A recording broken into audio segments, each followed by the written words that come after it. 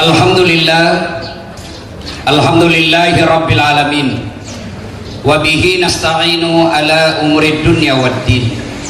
Ashhadu an la ilaha illallah wa ashhadu anna muhammadan abduhu wa rasuluh. Allahumma salli ala sayyidina Muhammad wa ala alihi wa sahbihi ajma'in. Amma ba'd. Faqad qala Allah subhanahu wa ta'ala fi kitabil karim wa huwa asdaqul qailin. A'udzu billahi minasyaitonir rajim. Bismillahirrahmanirrahim. Ya ayyuhalladzina amanu taqullaha haqqa tuqatih wa la tamutunna illa wa antum muslimun. Wahai orang-orang yang beriman, bertakwalah kalian kepada Allah dengan sebenar-benarnya takwa, dan janganlah kalian mati kecuali dalam keadaan beragama Islam. Ayat ini tiap Jumat dibacakan khatib.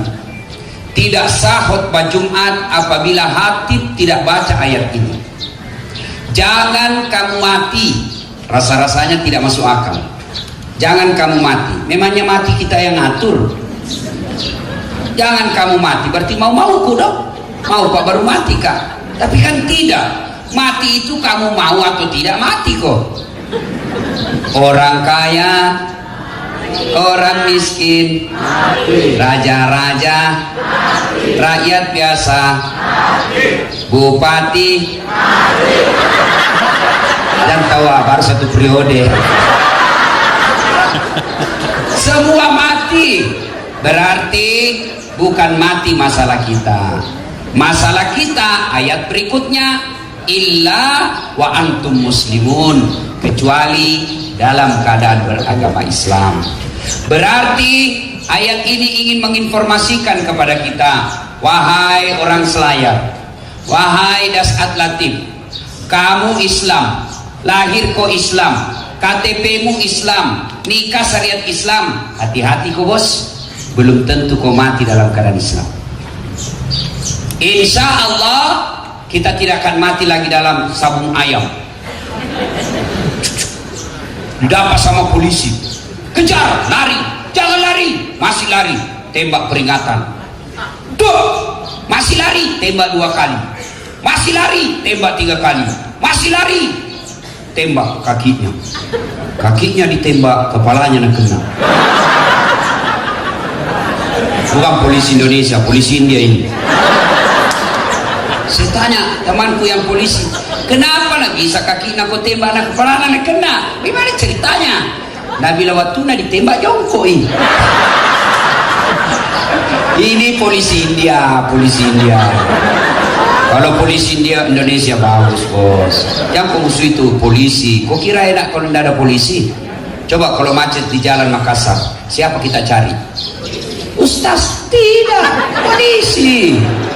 Ayo, ibu rumahnya dirampok, suaminya dibunuh, anaknya diperkosa, hartanya dihabisi, datang ke Polres. Tabe Pak Polisi, tolong tegakkan keadilan, cari pelakunya. Saya bilang Pak Polisi, mohon maaf, baru saja 5 menit yang lalu polisi bubar. Makanya jangan kau musuhi polisi. Itu pun kalau ada yang minta-minta uang di jalan, itu polisi India. Polisi India kan habis pipele baru dia datang. Insya Allah kita tidak akan mati seperti itu. Insya Allah kita tidak akan mati lagi narkoba, ngisap lem, campur lem Korea. Kamu tak buka mulutmu itu. Mabuk setengah, nah ambil motornya. Bayangkan kalau orang mabuk setengah naik motor, dia listrik nak kira aspal. Mati kafir kok bos. Contoh lagi yang bisa membuat mati kafir. Contoh, jangan marah, contoh. Duda. Ada duda di sini. Wah, kasihan. Nah bilang anaknya, jangan mama ini mapa kasiri-siri matoano. Apa itu sudah 65 mau menikah lagi, bikin malu-malu. Dengar ini yang suka larang bapaknya menikah. Bisa dikurus Ustaz? Betul bisa kau urus. Tua mi bapakku? Betul sudah tua. Tapi ketahuilah, jenis kelamin laki-laki tidak pernah pensiun. Beda kalau perempuan. Kalau perempuan ada turun mesinnya. Laki-laki enggak ada. gentar dia. Akhirnya dilarang menikah. Dia suka nonton. Kakek tak dulu duda nggak mikir lagi perempuan. Kenapa? Nggak nonton film porno. Sekarang bapak-bapak periksa bedik semua HP-nya, ada semua di dalam. Suka nonton film porno. Akhirnya apa? Terpancing nafsunya. Dia kemas kasar berzina, makan obat kuat 2 biji, overdosis, kena serangan jantung, mati di atas perut, mati kafir. Siapa lagi yang bisa mati kafir? 17 April yang lalu mereka yang menerima serangan fajar.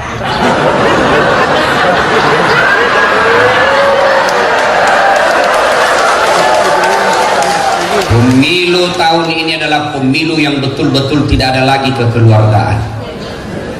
Pemilu tahun ini betul-betul tidak ada lagi yang namanya persaudaraan dan pertemanan. Semua diutung duit.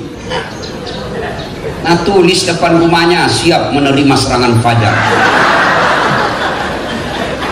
DPR RI 500.000, DPR pusat 700.000, DPR provinsi 700.000, DPR kabupaten kota 300.000, jumlah suara 11. Mohon maaf, keras kehidupan Bu. Bos, saya bingung lihat ini, mana orang Sulawesi, mana ya namanya kita punya persaudaraan. Bayangkan, hanya gara-gara duit kau tidak pilih tetanggamu, hanya gara-gara duit 300.000 kau tidak pilih sepupumu, hanya gara-gara duit yang kau berteman dari SD sampai SMA sampai kau dewasa, kau tidak pilih hanya karena duit 200.000. Mana kita punya sirina pace? Semua diurusin duit, semua gara-gara duit. Akhirnya apa? Yang terpilih bukan orang-orang cerdasnya selayar, yang terpilih orang ada duitnya. Pantas kau berdoa selama Ramadan, 30 Ramadan kau berdoa, tiap selesai tarawih kau berdoa. Kenapa tidak diterima doaku, Ustaz? Kau terima serangan fajar. Selesai perang Badar. Bayangkan Pak, perang Badar, ada Nabi membela agama Allah, yang dilawan jelas orang kafir, meninggal sahabat. Sahabat yang lain berkata, dia masuk surga. Hebat ini orang, kata Nabi lah, ahlul nar, dia penghuni neraka. Kenapa bisa ya Rasul? Dia berperang bersamamu, membela agama Allah, melawan orang-orang kafir, kok bisa masuk neraka ya Rasul? Kata Nabi, periksa saya kantongnya. Periksa kantongnya. Ternyata setelah diperiksa kantongnya, ada barang baitul mal yang diambil secara tidak hak. Baru di kantongnya, belum dia makan. Bagaimana bapak-bapak yang ngambil APBD? Nggak enak didengar toh? Saya suruh undang nggak?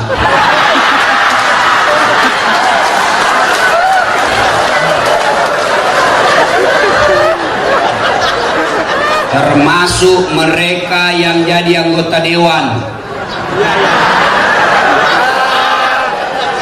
Karena nyogok masyarakat. Demi Allah bos, seluruh ulama berpendapat mereka yang mendapat pekerjaan gara-gara nyogok, seluruh gaji-gajimu kau makan barang haram.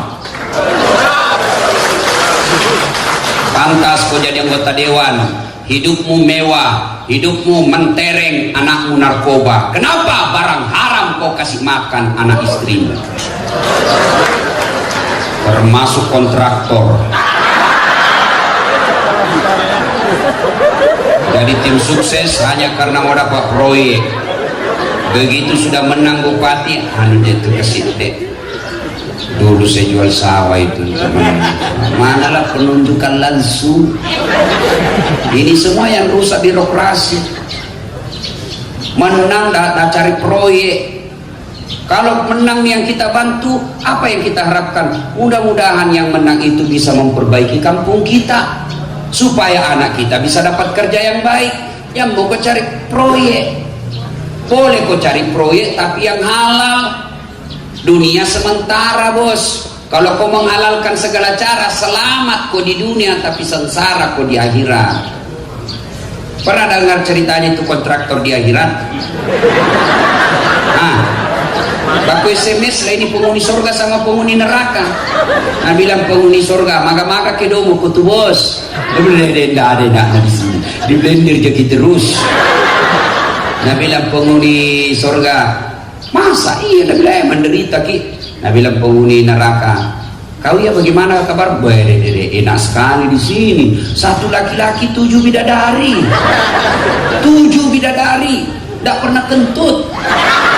Seperti istri tak 7 kali kentut satu hari. Bayangkan. Nah bilang ini penghuni neraka, bolehkah kami jalan-jalan ke situ? Nah bilang boleh di sini monggo. Bagaimana caranya? Nah bilang biar kami jalan keluarnya. Orang-orang penghuni neraka kan kreatif, cerdas, tahu cari keluar. Nah bilang begini, kami bikin jembatan dari surga, kamu juga bikin jembatan dari neraka. Kita ketemu di tengah, nah oke, lelang proyek. Keluar pemenang tender. Waktu pekerjaan 3 hari. Hari pertama jembatan dari neraka sudah selesai 50%. Hari kedua selesai 70%. Hari ketiga tuntas, efektif, efisien. Sampai di tengah dilihat-lihat itu proyek dari surga. Nah bilang penghuni neraka, woi, kenapa ini belum mulai proyekmu? Kami sudah sampai di sini sesuai perjanjian. Kenapa belum mulai proyekmu? Apa dia bilang dari surga? Bagaimana mau dimulai? Kontraktor, pemborong, pengawas, panitia ada semua di situ.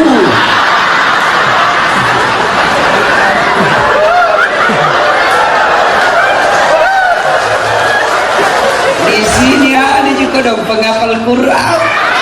Nggak tahu hitung proyek. Nggak enak sama suruh keundangan. Lupai. Sudah bilang anggota dewan, aman dong kita. Pernah tuh dengar ceritanya anggota dewan di akhirat? Nah, wow, masuk surga ini penghafal Quran. Sampai di surga nalihat, kenapa banyak ini anggota dewan di surga? Nah di negara aku banyak ditangkap korupsi. OTT, pergi di protes penghuni surga, penjaga surga. Mereka, kenapa bisa banyak anggota dewan di sini? Di negara aku banyak ditangkap korupsi. Apa nak bilang penjaga surga? Jangan ribut, reses gini. Sebentar lagi dia balik ke neraka.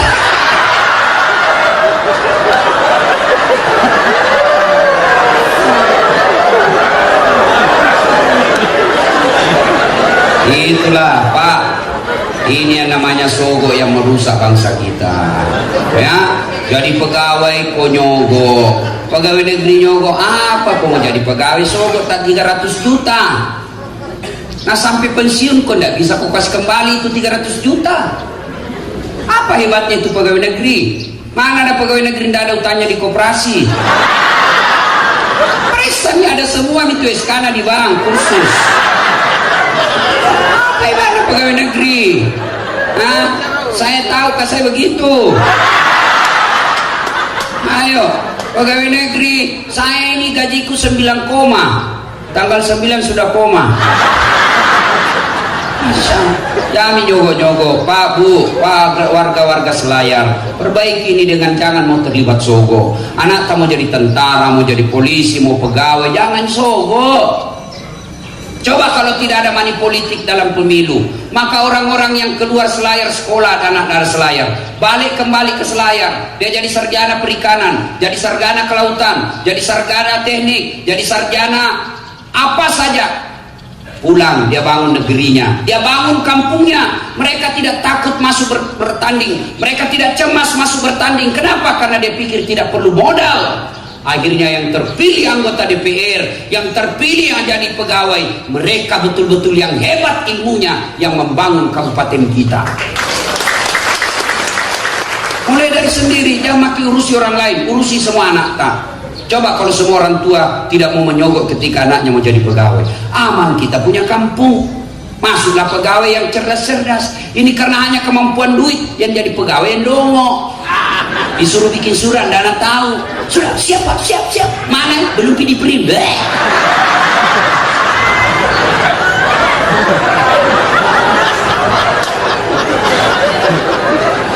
Wakalailan. Allah kemudian berfirman, Bismillahirrahmanirrahim. Ya ayyuhalladzina amanu dukhulu fis silmi kaffatan Wala tattabi'u khutuwatis syaitan innahu lakum aduwwum mubin. Wahai orang-orang yang beriman, masuklah engkau ke dalam Islam secara sempurna. Jangan Islam pencitraan, jangan Islam karena pilcaleg, tapi Islam benar ko, Islam ko yang secara utuh. Jangan Islam politik. Wala tattabi'u khutuwatis syaitan, dan janganlah engkau ikuti langkah-langkah setan, karena sesungguhnya setan itu musuh yang nyata bagi kalian. Ada enggak setan di tengah-tengah kita? Ada. Ada? Ada. Masa ada? Nah, orang lagi ceramah. Setannya bukan pocong, tapi setan yang ada di tengah-tengah kita bentuknya handphone. Orang sudah ceramah masih menggesek. Setan itu HP-mu cilaka. Simpan saya dulu itu HP. Udah enaknya kita ceramah ke begini. Kau udah makin jauh-jauh ke sini baru udah kau dengar jadi. Ibu-ibu yang pegang HP-nya selama saya ceramah, saya berdoa, ya Allah, mudah-mudahan suaminya kawin lagi. Amin ya Allah. Baru simpan HP-nya. Simpan saya. Kita itu pura-pura foto. Pada dalam hatinya lihat HP baru. Terus sekali wartawan. Ada saya balik ceramah, majelis taklim ramai. Saya lagi ceramah, tiba-tiba ada ibu udah belakangi kan. Dalam hatiku, gaya ada ini ibu. Barusan ada orang ceramah udah belakangi kan. Ternyata ngambil HP-nya, selfie. Baru udah tulis di Facebooknya, latar belakang das atlati. Saya udah jadikan background. Foto kajili-jili. Selesai ceramah kuliah, aku kira pot bunga aku jadikan background. Selesai ceramah masih keringat, capek, ini yang paling saya tidak suka. Selesai ceramah nasurki selfie. Orang capek, keringat, nasurki senyum. Nah, sudahlah, saya nasi ini ibu. Ustaz, boleh selfie ya sini rame-rame supaya tidak ada fitnah. Sudah. Ustaz, boleh cium? Boleh cium saya. Ini ibu kira-kira umurnya 55 tahun. Dan melanda nafsu, Ustaz, cari barakah. Biar itu kok kasih makan lo mama lecet di rumah. Kau masih muda kok.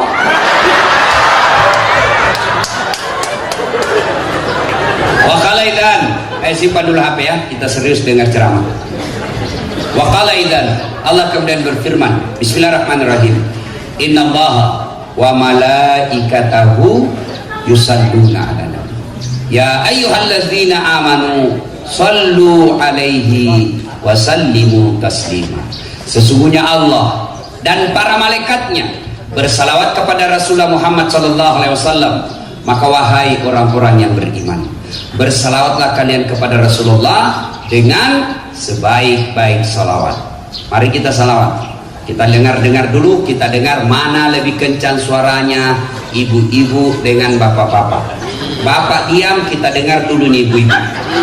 Kita dengar mana lebih kencang suaranya, ibu orang Selayar dengan bapak orang Selayar. Ayo, bapak diam, ibu-ibu dulu. Salatullah salamullah ala toha rasulillah. Salatullah salamullah ala yasin habibillah. Masya Allah.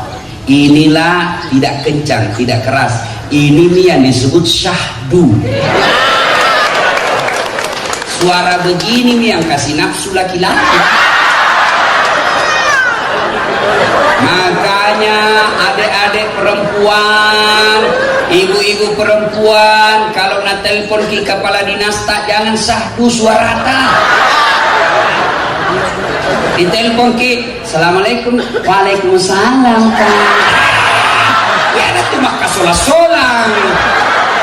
Di mana kok ini dek? Di rumah aja Pak. Ya kok kasih begitu suaramu bernafsu itu laki-laki dengar. Kalau nak telepon kok bupatimu, salam, Waalaikumsalam. Di mana kok dek? Di rumah aja Pak. 2 hari tidak ada telepon mau kok. Ibu diam ya. Sekarang kita dengar laki-laki. Ibu diam ya. Sekarang kan laki-laki. Jangan kasih malu laki-laki Pak. Ayo. Sholat. Apa lagi? Ini mau poligami, itu bekan mawas. Ini malu-malu laki-laki. Yuk rame-rame. Sholatullah, salamullah. Ibu-ibu juga. Ala Rasulillah, sholatullah, salamullah ala Yasin. Alhamdulillah, terima kasih Bapak Ibu saudara-saudara sekalian. Ma'asyiral muslimin muslimat, Bapak Ibu saudara-saudara sekalian, teristimewa yang saya hormati Bapak Bupati beserta Wakil Bupati beserta istri dan seluruh jajaran yang insya Allah dimuliakan dan dirahmati Allah. Mohon maaf saya tidak sebut nama pangkat jabatan kita satu-satu, di samping karena keterbatasan waktu, juga karena sejujurnya saya tidak tahu nama. Tapi saya hormati semua. Selesai suatu kali Nabi kumpul sahabat, maka kumpul semua. Lalu Nabi bertanya, atadruna manil muflis? Saudara-saudara sekalian, siapa yang tahu yang bangkrut nanti di akhirat, yang rugi nanti di akhirat? Ya Rasulullah, yang tidak sholat ya Rasul. Nabi bilang, dia sholat, 5 waktunya baik, rawatibnya baik, sunah-sunahnya cukup. Kata sahabat yang satu, yang tidak puasa Ramadan ya Rasul, dia puasa Ramadan, selesai Ramadan dia puasa Syawal, lalu diikuti Senin Kamis. Yang tidak haji ya Rasul, dia sudah haji, bahkan tiap tahun dia pergi umroh. Yang tidak bayar zakat sedekah ya Rasul, dia bayar zakatnya, zakat harta, zakat fitrahnya dia keluarkan. Sahabat bingung, kalau begitu siapa yang bangkrut ya Rasul? Nabi menjelaskan, yang bangkrut nanti di akhirat jarusu wa khati'ur rahim, tetangga yang jahat sama tetangganya dan yang memutuskan persaudaraan. Sahabat bertanya, ya Rasulullah, bagaimana caranya dia bisa bangkrut? Dia sholat, dia puasa, dia haji, dia bayar zakat. Lalu Nabi menjelaskan, betul hubungannya kepada Allah baik, tapi sayang tetangga sebelah kanannya dia musuhi, sebelah kirinya dia bertengkar, di depannya dia berkelahi, di belakangnya dia ambil barangnya tetangganya. Tidak ada manusia ditemani baik. Akhirnya di akhirat kelak, ketika dia setor, dia punya kebaikan amal-amal ibadahnya. Ya Allah, ini sholatku 40 tahun. Datang tetangganya, tunggu dulu. Pernahkah itu satu kantor di Bupati Selayar? Nah fitnah kak, katanya mobilku hasil korupsi. Akhirnya gara-gara fitnahnya, saya tidak diangkat jadi pegawai. PTT selamanya, pegawai tidak tetap. Sudah PTT, TTP lagi, tetap tidak pegawai. Gara-gara fitnahnya tidak diangkat saya jadi pegawai. Saya sakit hati ya Allah. Allah berfirman, ya sudah, ambil itu sholatnya 40 tahun sebagai pembalasan sakit hatimu. Habis sholatnya 40 tahun, dia setor lagi puasanya. Ya Allah, ini puasaku 40 tahun. Datang lagi, ya Allah, saya pernah tetangga di Selayar, nah serobot tanahku 1 meter. Saya mau lawan dia polisi, saya mau mengajukan ke pengadilan, temannya juga. Saya mau lawan, ada tembaknya, mundur saya. Gara-gara tanahku diserobot, setiap hujan banjir rumahku karena tidak ada got. 40 tahun saya menderita di Selayar, setiap hujan banjir, saya minta keadilan. Allah berfirman, ya sudah, ambil itu puasanya 40 tahun. Dia setor lagi, dia punya haji. Ya Allah, ini hajiku. Datang lagi tetangganya, tunggu dulu, saya pernah juga satu kantor.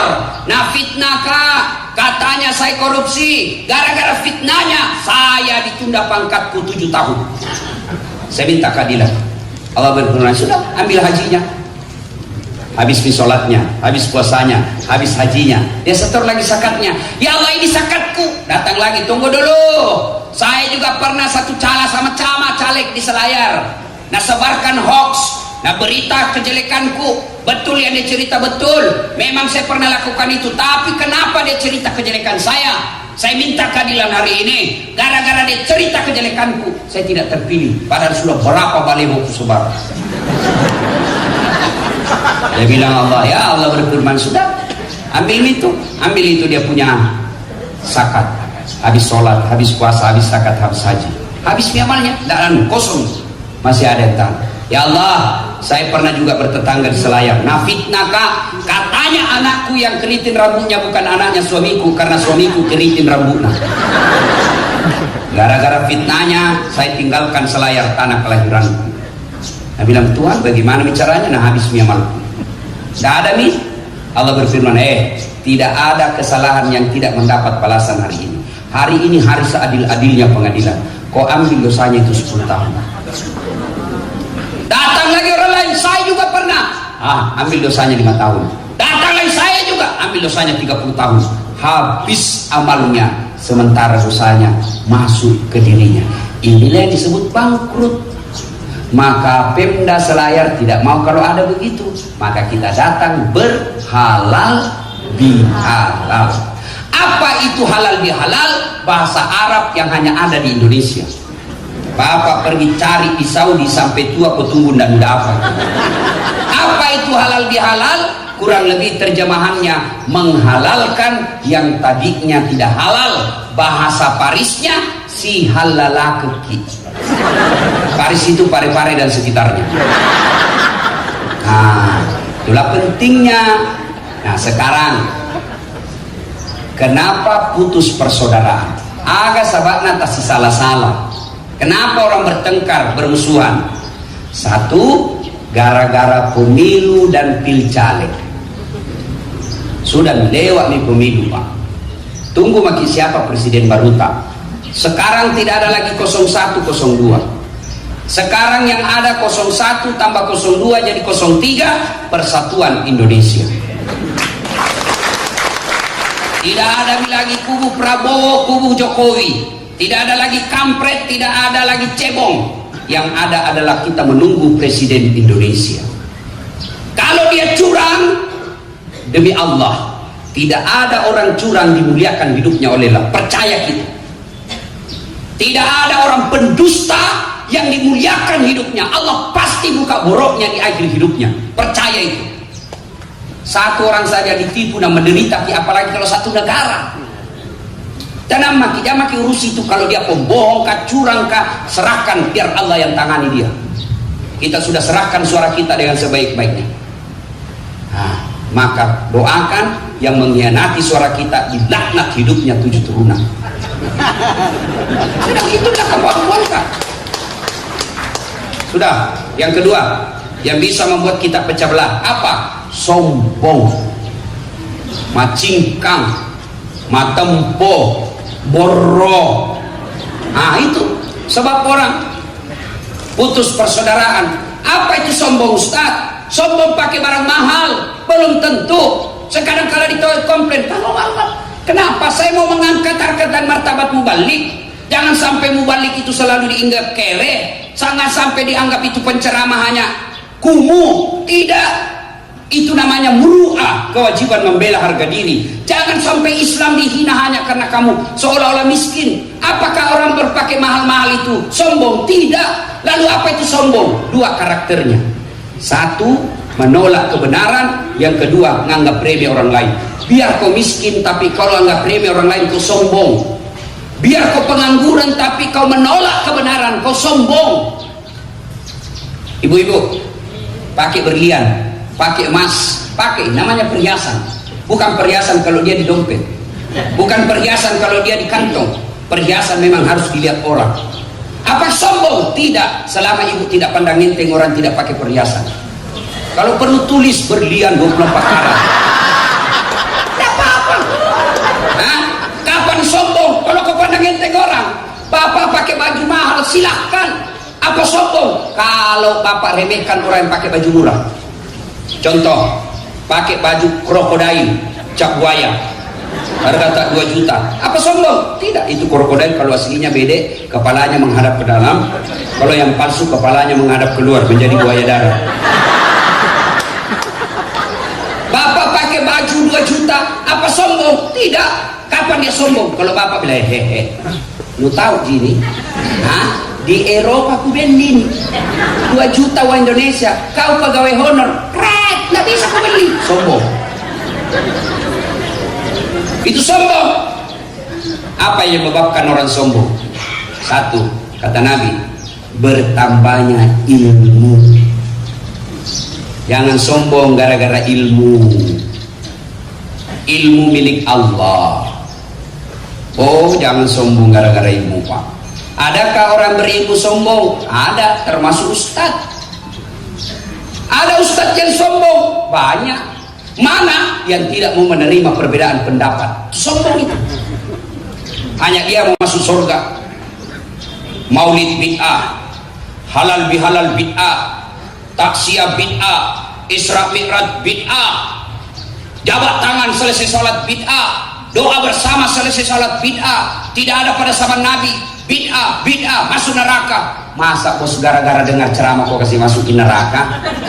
Kayak Tommy dia panitia hari akhirat. Ada memang itu orang begitu, Pak. Baru belajar agama 6 bulan, itu pun melalui YouTube. Baru 2 menit habis kuotanya. Apa lu tahu? Coba banyak yang begitu. Seolah-olah semua salah. Tidak mau menerima perbedaan pendapat. Ceramah memaki-maki orang, ceramah menghina orang. Mana pernah Nabi menghina manusia? Mana ada ulama-ulama besar yang pernah ceramah menyakiti dan menghina orang? Ada kan yang begitu?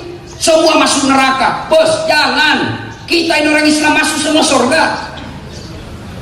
Masuk neraka. Judul ceramahnya 140 kesalahan orang yang sholat. Banyaknya. Ke-13 di rukunnya. Ada memang orang, Pak, bikin stres kalau kita dengar ceramahnya. Ada itu. Saya bilang, kenapa begitu? Dia bilang, tidak ada pada zaman Nabi. Kalau begitu jangan pakai mic kan? Kenapa? Tidak ada mic pada zaman Nabi.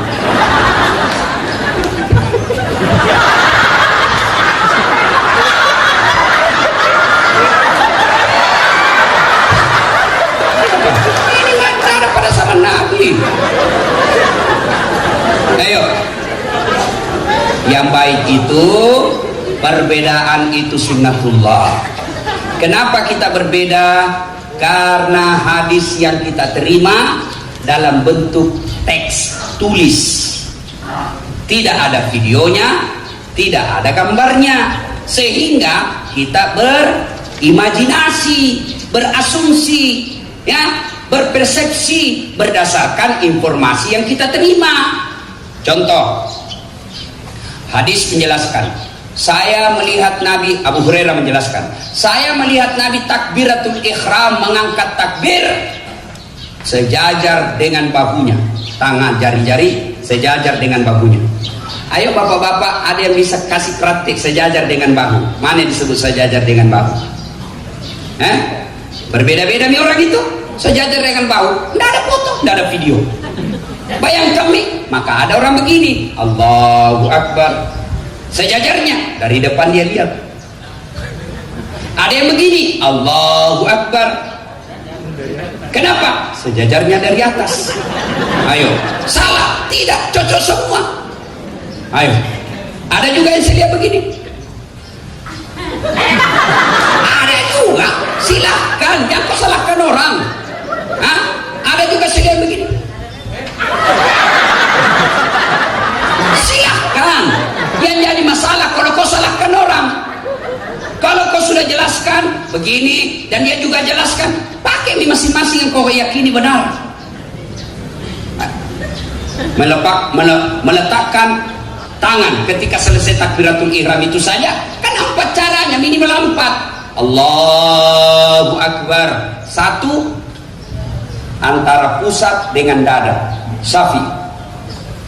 Allahu Akbar di bawah pusat, bukan di bawah sekali. Yang ketiga, Allahu Akbar di atas dada. Yang keempat, Allahu Akbar lurus. Begini. Allah. Semua ada imam mazhabnya, ada pendapatnya. Ayo. Kalau begitu cocok pakai di mana kita mau. Yang mana salah? Kalau kau pakai semuanya, bos. Allahu Akbar.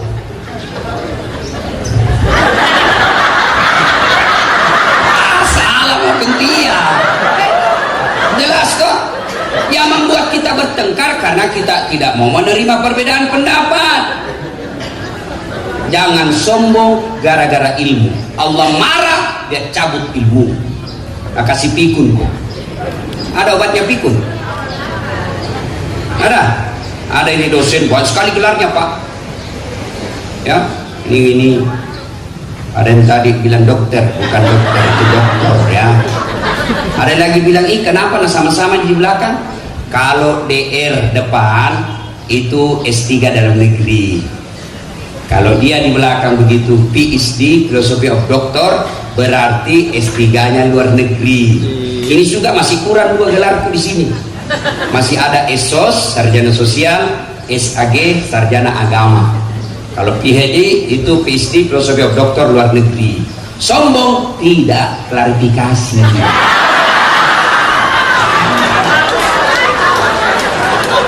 Coba, ini banyak gelarnya, dosen, wah mulai pikun-pikun sejak mau pensiun, diprotes sama istrinya. Pak, biasanya kalau mau kopi mengajar kau cium-cium jidatku, ini mau 2 minggu kau tidak pernah cium-cium saya.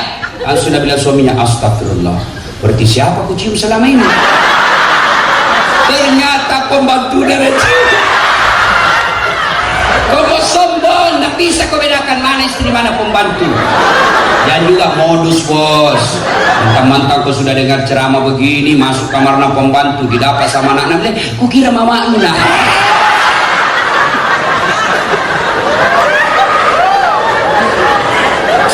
Dua, ayo, yang menyebabkan orang sombong, 1 ilmu, bertambahnya ilmu. Yang kedua, bertambahnya pangkat jabatan. Yang kesombong gara-gara pangkat bos. Kepala dinas tergantung bupati. Yang kesombong, bupati suka kok, tapi istrinya bupati gak suka kan?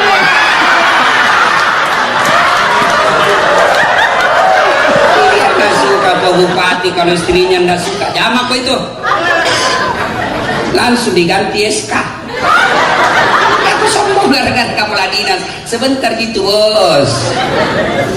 Bupati mau sombong 5 tahun ya bos. Kalau kau terpilih lagi 10 tahun, tidak terpilih, wabillahi taufiq wal hidayah. Ya biasa kau lagi. Ayo, jangan sombong. Kapolres mau sombong, Dandim mau sombong. Apa? Pensiun. Biar kau sepupu 1 kali Kapolri, cukup umur pensiun. Tongkat komando balik ke teman. Jangan sombong karena pangkat jabatan Pak. Ketua DPR mau sombong. Dikasih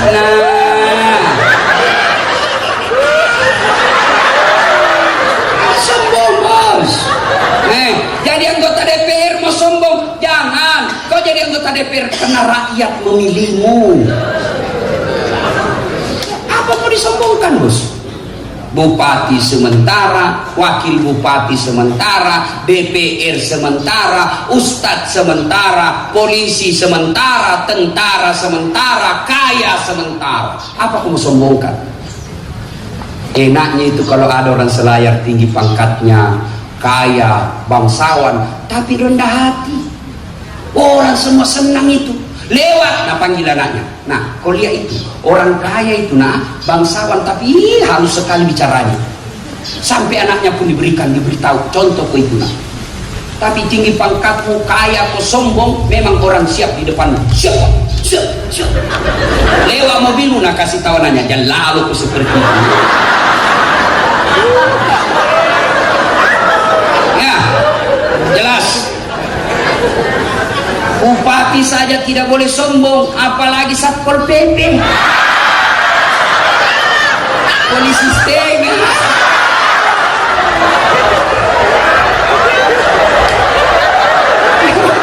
Ada Satpol PP di sini. Maaf bos, maaf. Jangan sombong.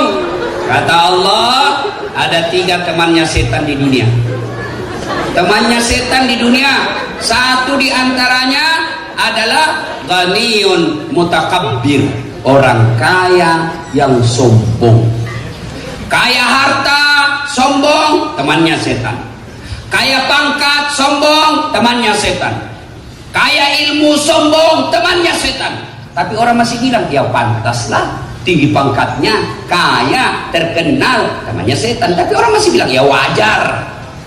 Tapi sudah tidak terkenal, pengangguran, rumah ngontrak-ngontrak, jelek mukanya, bau kalepakna, busuk mulutna, sombong lagi.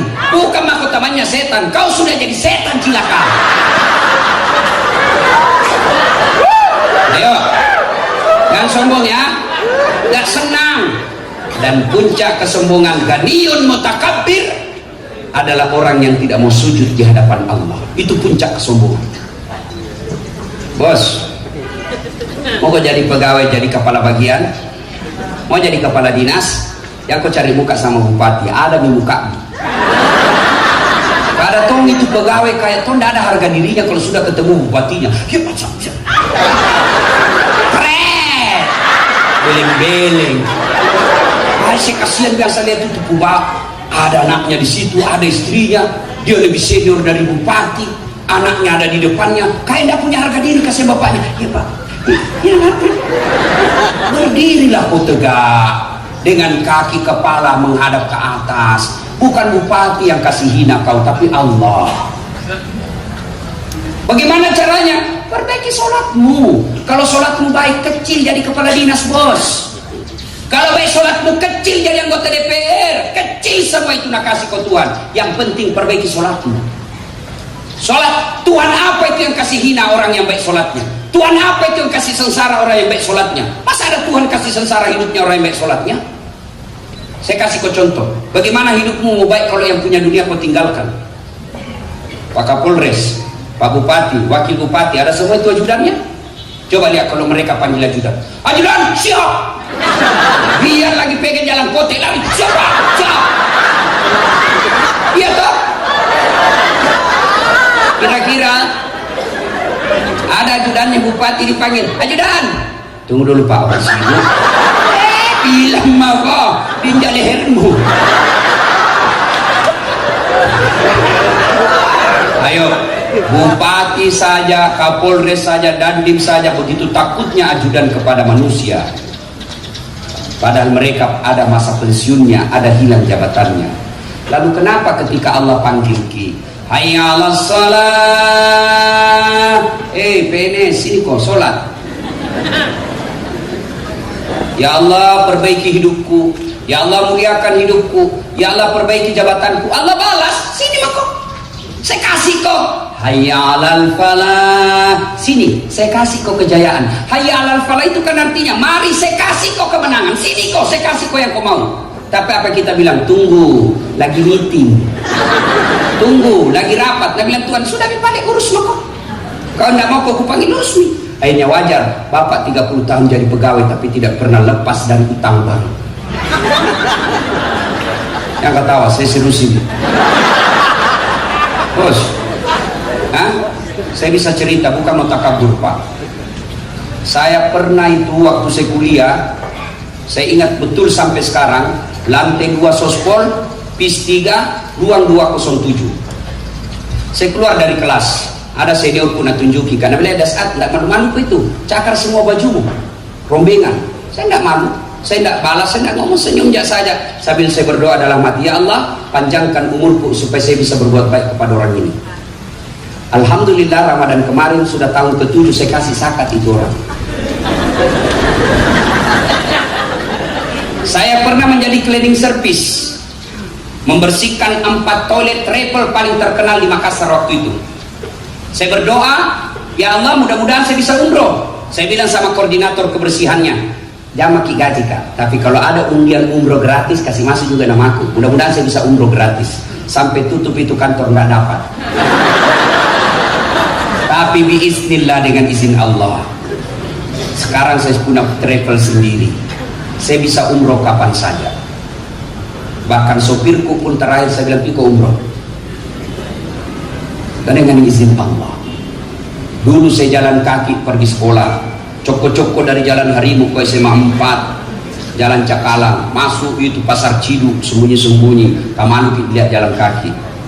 Dengan izin Allah, alhamdulillah, ada Tommy sekarang kendaraanku beberapa unit. Bahkan yang saya pakai di Makassar sekarang belum cukup 10 mobil seperti itu. Dengan izin Allah. Apa susahnya Allah kasih ke dunia? Allah punya. Ayo, jangan pernah perbaiki saja sholatmu kecil.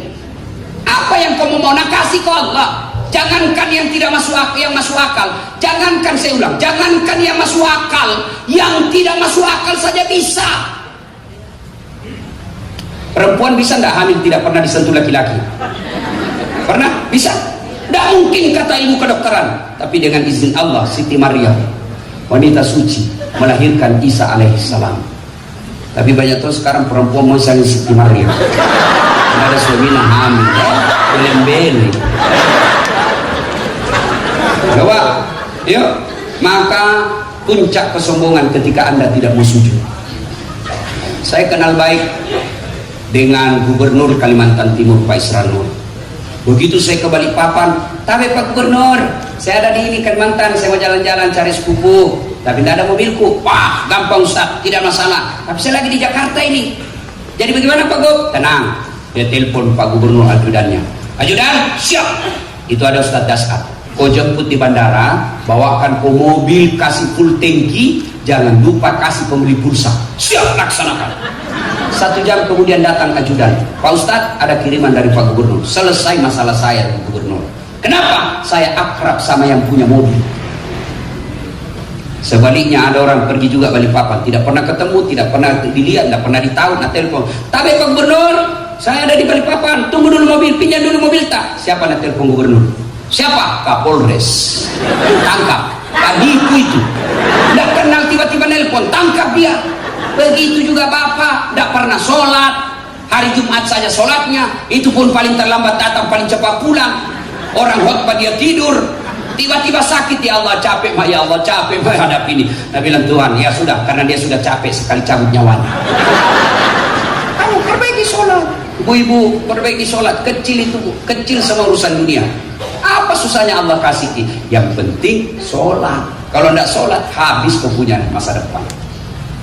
Yang kedua, menyebab sekarang tadi sombong. Yang kedua, yang menyebabkan putus persaudaraan pemilu, sombong. Yang ketiga apa?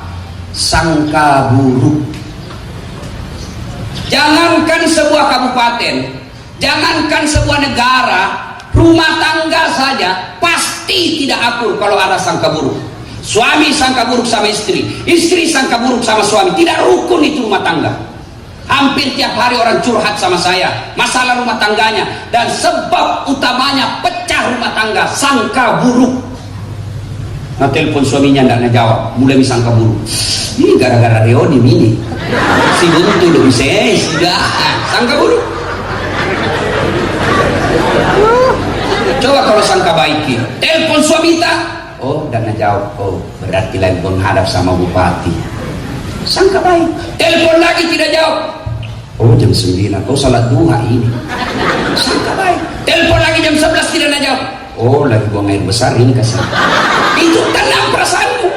Tiba-tiba masuk WhatsAppnya temanmu. Saya lihat suamimu bonceng cewek deh cantiknya. Sangka baik. Oh berarti suamiku lagi ngojek.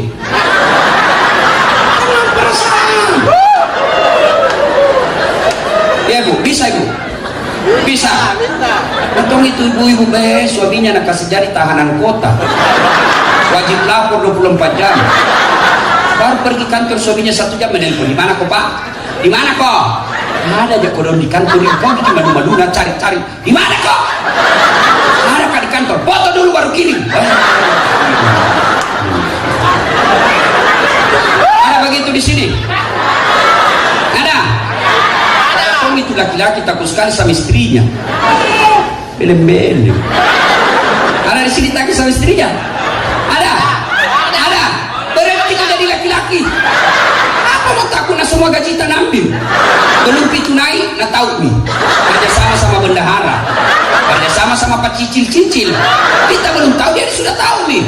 Apa mau takut sama istri? Nak gaji kita semua nak ambil. Kita tinggal sisa-sisanya saja. Bayangkan kita carikan uang, dibelikan mobil, dicicilkan rumah, semua tabungan tak dia pegang, baru kita mau takut sama dia. Memang ceritanya. Andai saja dia kasih modal 7 miliar, oke lah takut, nanti modalnya. Ini kita yang ongkosi, semua orang pandai kita yang ngurus. Apa mau takut? Bilang orang bertustas tidak takut sama istri. Apalah saya takut? Istriku lebih berani dari saya. Beda itu, beda bos. Anu dia Ustaz, kalau ngamu Ustaz nak kasih pecah piring, saya ajar kau jadi laki-laki. Kalau dia kasih pecah piring satu, kasih pecah ke satu lusin. Nak kasih pecah gelas, kasih pecah semua. Gelas, piring bisa dibeli. Harga diri sebagai suami tidak boleh diinjak-injak. Takbir.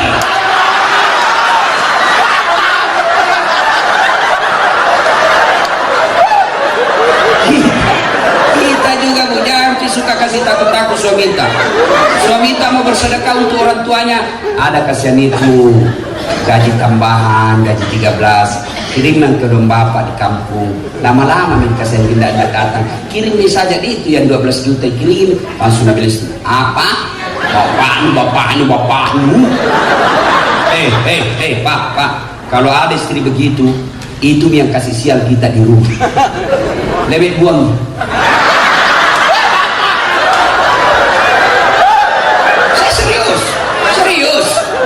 Saya bilang sama istriku, jangan lalu kau gara-gara orang tua, tidak ada maaf.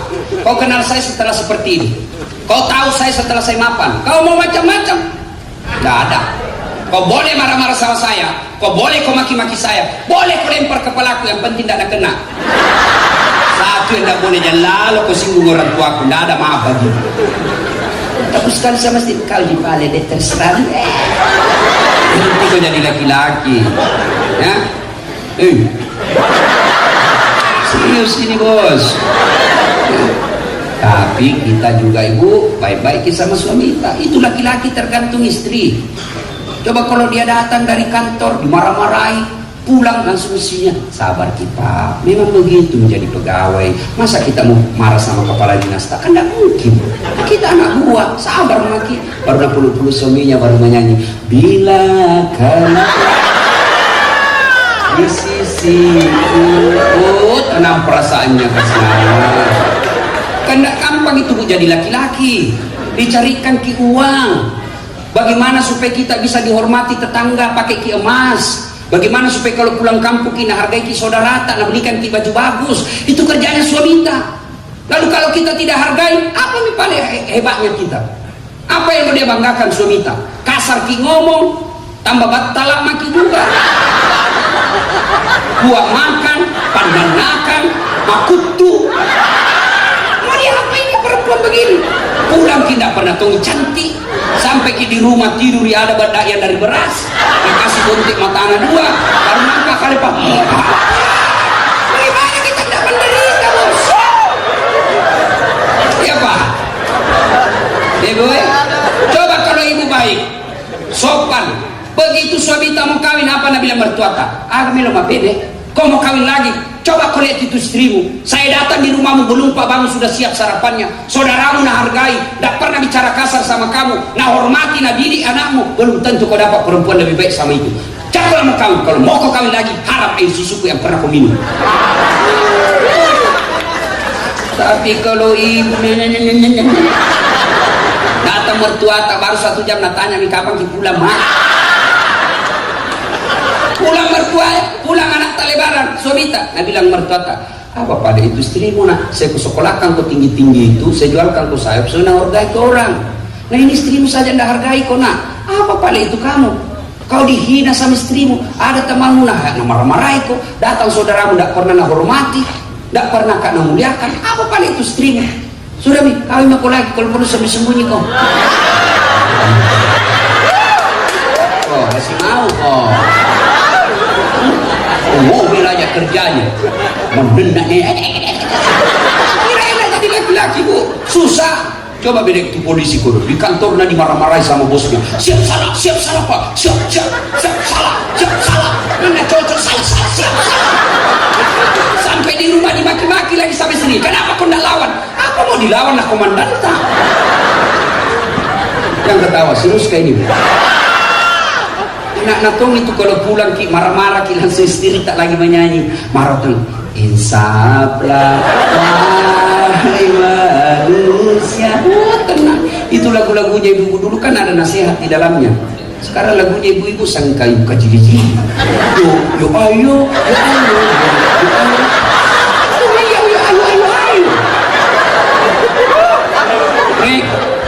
jelas ibu? Ya, ada pernah tanya ke ibu di Makassar. Ustaz, kenapa itu suamiku tidak betah di rumah? Takutkah dia tersinggung? Saya kasih tahu nih. Saya bilang, ibu, ada orang suami istri mengomel aja kerjaan istrinya. Jadi suatu ketika ini suaminya berpikir bagaimana supaya saya tidak dengar ngomelnya. Wah, dia bawa istrinya pergi ke perhiasan, dibelikan cincin, gelang, senang istrinya. Wah, dia pikir di mana? Wah, suaminya dapat ide. Ada sumur tua di kampungnya, 400 tahun itu sumur, dalamnya 17 meter. Dia lihat, lihat aku bedain. Ada ininya. Dangkal jika, betul kok, dangkal ji. Dia suaminya berarti aman ji. Begitu dekat sumur, dorong istrinya masuk, jatuh. Ngomel aku di situ. Gak aku dengar juga, macalok no. Suaminya danang lagi atas. 1 jam kemudian tiba-tiba dari dalam sumur ada makhluk hitam besar keluar. Dia bilang suaminya, siapa kamu? Dia bilang, saya jin penunggu sumur ini. Saya sudah 400 tahun di dalam sumur ini. Ada perempuan di dalam, ngomel aja kerjanya. Baru 1 jam di dalam, mendenak aja kerjanya. Lebih saya lari. Jin saja 400 tahun kalah ibu. Apa lagi? Ya bu ya, ya. Nah kita juga Pak harus jadi suami yang baik. Ya, bayangkan, masih ingat di waktu menikah, saudara Dasat Latif, saya nikahkan engkau dengan anak gadisku Naura Siddiqia Nasrun dengan mahar tunai karena Allah. Siapa yang kita jadikan gadai? Bukan bupati, bukan gubernur, bukan menteri, bukan presiden. Siapa yang kita jadikan gadai? Allah Subhanahu wa ta'ala. Artinya perempuan ini kita halalkan, diambil dari ibunya, dibawa dari bapaknya. Untuk apa? Untuk temani kita. Siapa yang kita jadikan jaminan? Allah. Lalu ternyata jaminannya Allah kita khianati, bagaimana mau hidup tak baik?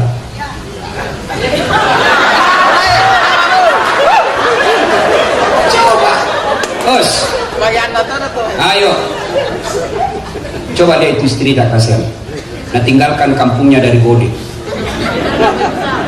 dia datang ke Selayar, dia tinggalkan kakaknya, dia tinggalkan adiknya, dia tinggalkan ibunya, dia tinggalkan bapaknya karena ngikut sama suaminya ke Selayar. Sampai di Selayar ternyata bapak hianati istri tak, rasan rapat, ternyata pikir merapat. Wajar hidup tak tidak bisa baik ekonominya. Kenapa? Karena istri tak kita sakiti perasaannya. Baik ya, imbang ibu toh. Nah, masya Allah, sangka buruk, berhentilah bersangka buruk. Tiba-tiba bupati mutasi, staf ahli, sangka baik, berarti Pak Bupati tahu Bapak ahli. Staf ahli ini staf ahli yang tidak ada stafnya. Jangan Pak, sangka baik, tiba-tiba tadi kepala dinas terganti bupati menjadi tidak ada apa-apanya, sangka baik. Alhamdulillah, pernah jadi kepala dinas itu kodon dari pegawai sampai sekarang tidak ada pangkatnya. Sangka baik.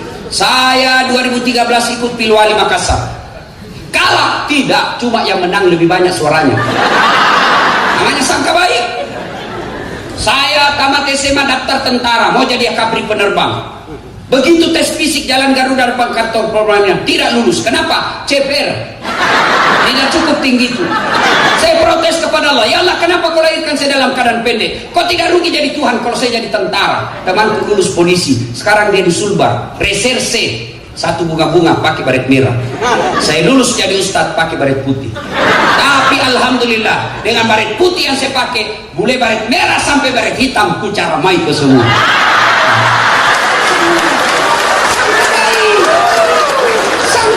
Sangka baik, jangan kau pernah sangka buruk. Sudah jual sawah, pasang baleho, sebarkan jilbab, sosialisasi 24 jam, tidak terpilih anggota DPR, sangka baik.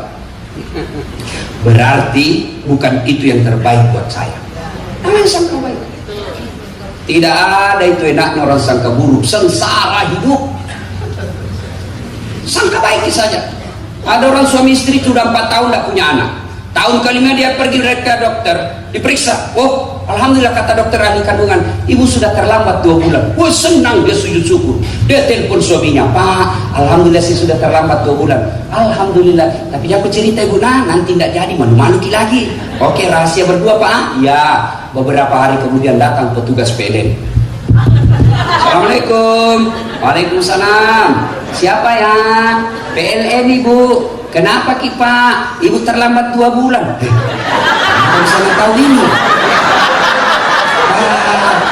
Pasti suami itu lagi cerita ini. Langsung disangka buruk sama suaminya. Ini lagi suamiku. Pulang suaminya capek, baru rusak. Memang kau pembohong batala. Apalagi itu? Kenapa itu PLN tahu saya terlambat 2 bulan? Bukan saya. Suaminya pergi di PLN marah-marah. Ada apa kau tahu istriku terlambat 2 bulan? Dia bilang, ada catatan apa? Catat, hapus itu. Dia bilang boleh dihapus Pak, tapi Bapak bayar dulu. Kalau saya tidak mau bayar, ya terpaksa punyanya Bapak diputus. Kalau punya aku kok putus, apa yang pakai istriku di rumah? Ya terpaksa istri tak pakai lilin.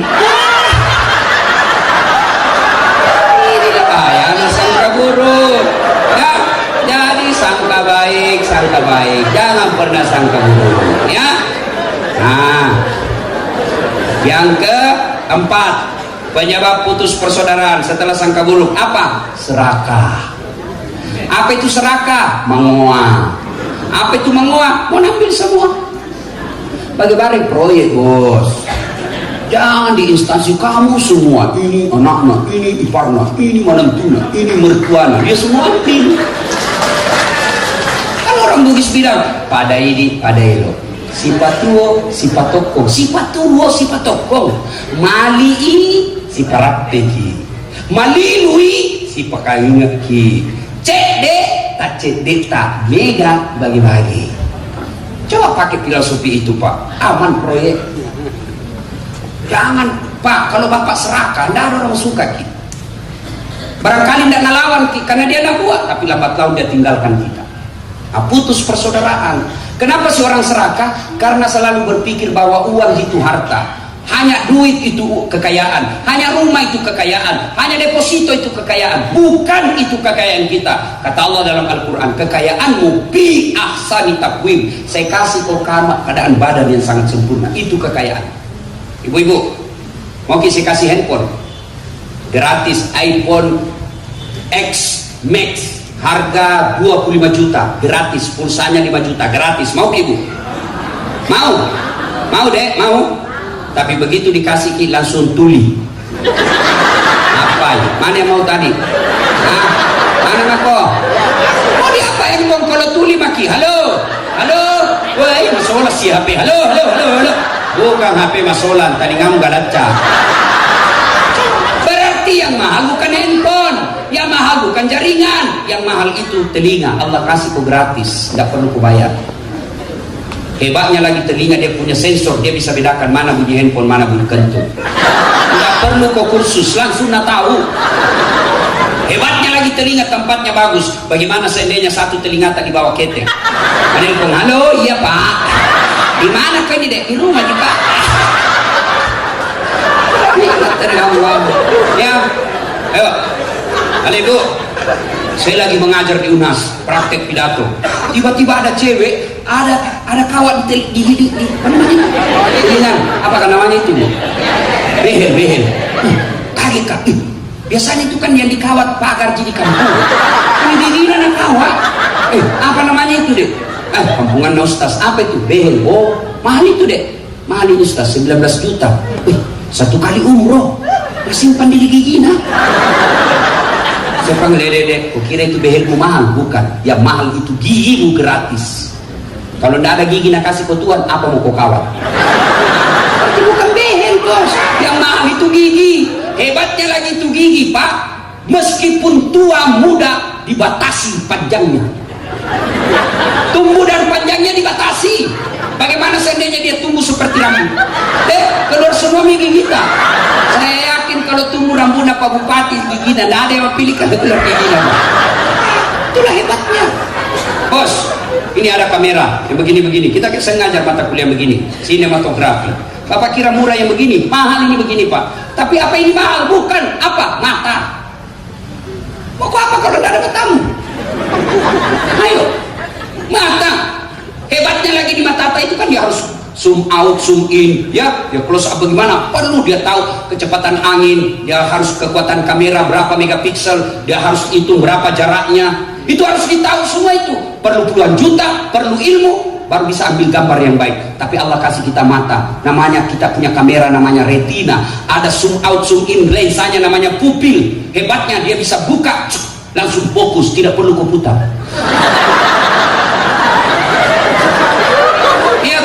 Hebatnya lagi di mata, dia punya sensor pembeda, dia bisa bedakan mana pembantu, mana istri.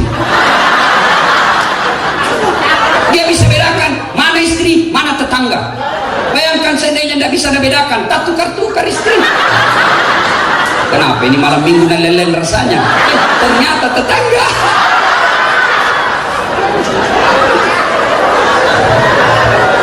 Itu, Bapak, saudara-saudara sekalian. Banyak yang bisa menyebabkan putus persaudaraan, tapi waktu yang terbatas. Sekarang, ayo, bagaimana pula kalau banyak teman? Apa hebatnya? Kalau banyak teman, apa hebatnya? Satu, banyak teman, murah rezeki. Ibu berdoa, ya Allah murahkan rezekiku, ya Allah tambahkan rezekiku. Bapak datang ke masjid, bermalam di masjid itikaf, ya Allah mudahkan rezekiku. Apa kira-kira langsung datang itu uang jatuh dari langit-langit masjid? Peling kantong gitu begitu. Dan dari mana itu rezeki? Dari tangannya manusia, dari tangannya tanggata, dari tangannya anak buata, dari tangannya teman tak. Berarti makin banyak teman, makin banyak tangan yang antar rezeki. Saya di Makassar hampir tidak pernah laku uang upah. Kemana-mana saya gratis. Saya pergi pasar di Potere, baru kak turun dari mobil ada yang teriak, "Assalamualaikum Ustaz." Dalam hatiku aman dan terkendali. Hari seberas, hari singkat. Itu istriku suka sekali, kita mimpi pasar Ustaz. Coba, begitu saya membayar, berapa Neng? Jangan maki Ustaz, Anda enak masih pagi-pagi. Berapa Neng? Gak usah Ustaz. Dalam hatiku, memang itu kutunggu.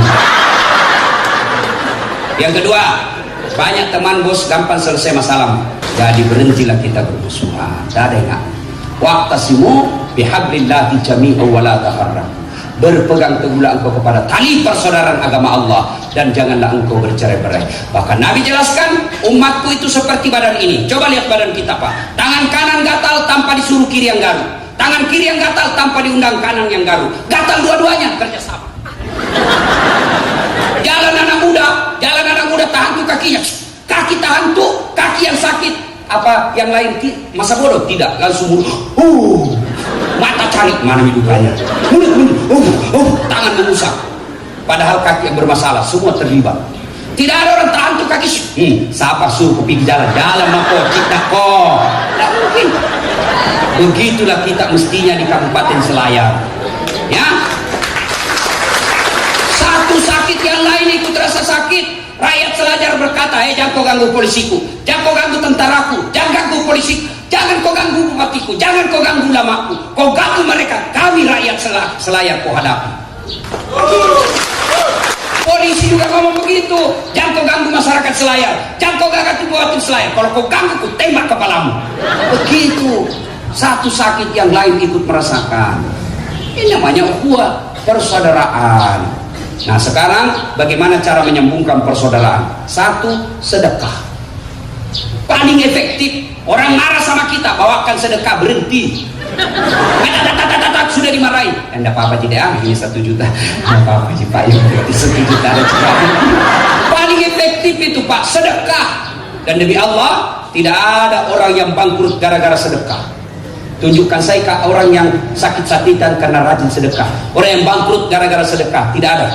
Makin rajin kau sedekah, umurmu sehat, panjang umurmu, dan yang lebih penting berkah hidupmu. Jadi yang pelit Pak, tidak ada orang suka itu orang pelit. Bahkan orang pelit sekalipun tidak suka sama orang pelit. Yang di rumahnya seke, padahal dia juga seke. Mau lihat pelitnya orang Islam? Mau lihat pelitnya orang Islam? Coba lihat kalau ada ulang tahun kabupaten, undang artis dari Jakarta, pesawatnya bisnis kelas, dari bandara ke lokasi acara kasih hotel bintang 5, dikawal tentara polisi, para koridor,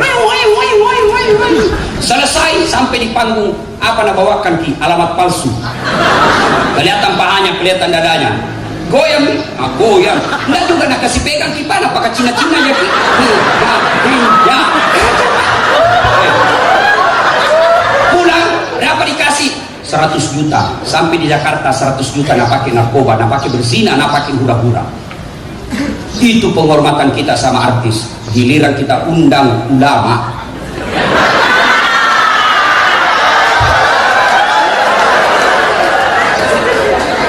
Ini bagus layak. Maka juga nanti nih, coba kita undang Pak Imam, kita jemput Pak. Enggak, kita telepon Gojek. Jemput Pak Imam, datang itu Pak Gojek. Pak Imam, apa pergi? Naiklah Pak Imam, kasihan dibonceng, tidak ada setang kakinya satu. Gantung-gantung di kakinya satu. Mandari tanah. Hujan lagi, terpaksa satu mantel dan dua kasihan. Sampai menit sedikit lagi Ustaz, sedikit lagi. Pasah sampai lagi di rumah, tidak ada kipasnya. Hai, panas lagi, mak busa-busa kali panas barasanya. Sallallahu alaihi Muhammad, sallallahu alaihi Muhammad. 1 jam. Begitu pulang, berapa kita kasih? Uang 25.000 sama pisang. Nah bilang suaminya, 1 jam kau itu nak doakan, nak tinggalkan itu kadang ilunya kerjanya karena kau datang nak hormati kau. Lalu apa nak bilang istrinya? Sudah ditambahin di situ jalan kota 4. Ketawa serius orang ini.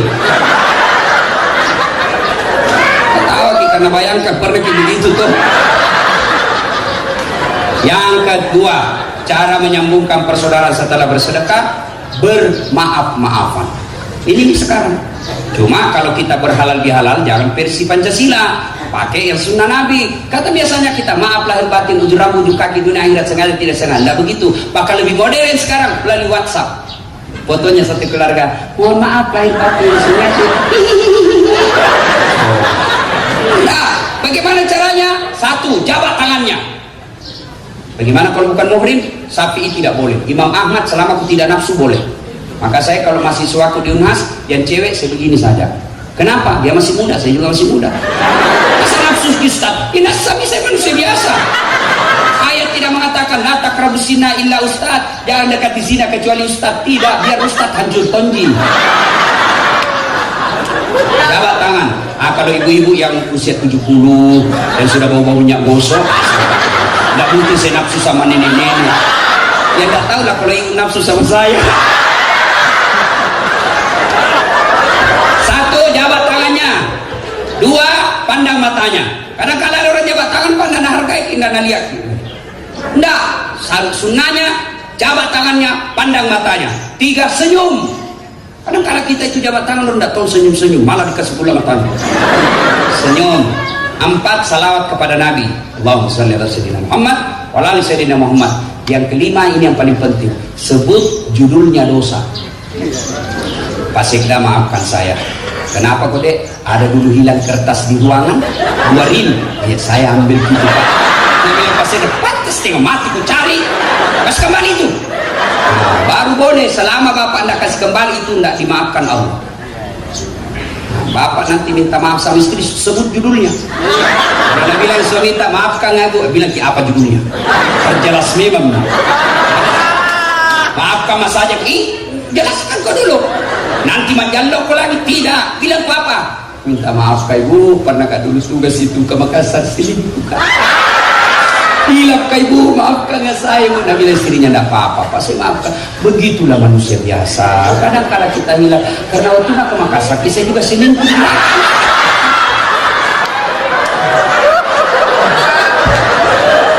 Kalau selesai ceramah begini ada tiba-tiba datang bapak-bapak, masalah Ustaz ini ceramah mana? Kenapa? Karena tetangga tentara Ustaz. Terus begitu ke suaminya, terus pacar istrinya. Terus nanti kalau pulang ini minta maaf Pak. Minta maaf karena aku pacar istri tak? Ya kok dong, nanti tembak kok. Artinya apa? Kalau lebih banyak risikonya Pak, diam-diam mau.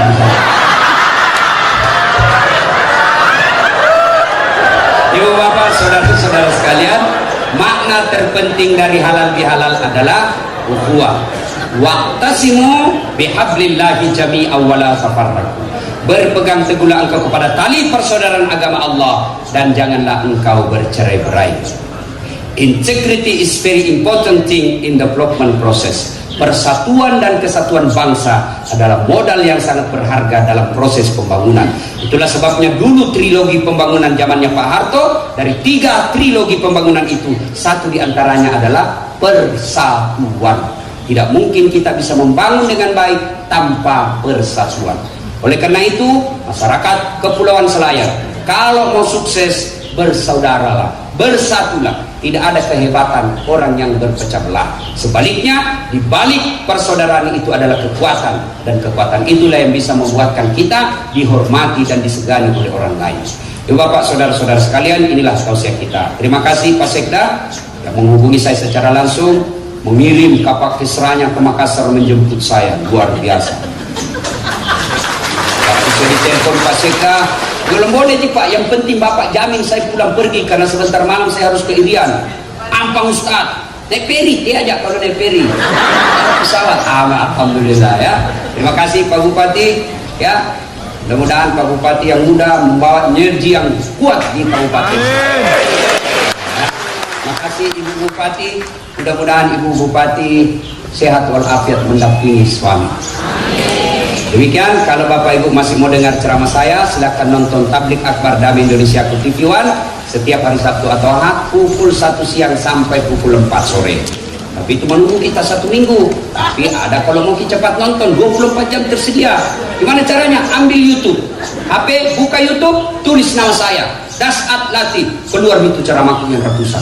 Sudah itu nonton baik-baik, jangan lupa kasih tanda jempol, like. Kasih begini, ya kok kasih begini. Kalau kau kasih begini, nah cari ke malaikat pencabut nyawa. Masa ceramah kau kasih begini, cuma coba habis kuotamu itu. Maka saya sediakan namanya Chelsea, ceramah singkat, 1 menit. 1 menit. Bagaimana caranya Ustaz? Follow saya di Instagram, Dasat Latif 1212. Dasat Latif 1212. Sudah ku follow Ustaz, sudah ku tag. Kenapa tidak mau tak putar ceramah? Berarti hakul yakin tidak ada kuotamu. Boleh kau dulu pulsa. Demikian, lebih dari kurangnya mohon dimaafkan. Don wal kalam ya maskurun.